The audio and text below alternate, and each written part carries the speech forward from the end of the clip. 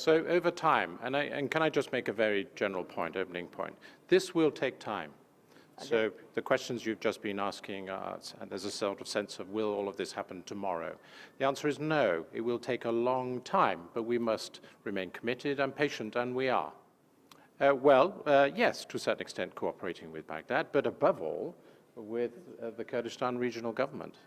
That is the government that is formally and constitutionally responsible for Peshmerga affairs. And here is the minister who has that responsibility, and we will be working hand in hand with the minister. So there are 35 points. They will take many, many years to implement.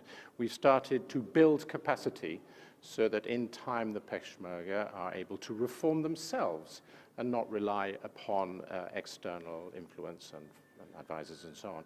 So our job at the moment is to build that internal capacity. That's what the graduation ceremony has been about today. That's what the training has been about. To provide the directorate, the reform directorate, with the skills to take forward that reform internally. The reform program is about reform. It's to turn the Peshmerga into a force that is more able to face the threats of today, but also of the future.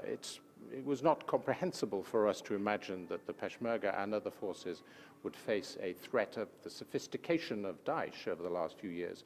The threats get more complicated all the time, and the task of the reform program is to provide the Peshmerga with the human capacity to respond to those threats. It's not about equipment, it's about human capacity. Thank you. So the end of Daesh, that's a very good question. We don't believe Daesh is over. Clearly, Daesh has been defeated in territorial terms in many respects, but the underlying reasons for Daesh may well still be there, and we and our allies in the coalition will continue to remain committed to the lasting defeat of Daesh. That's what we aim to do.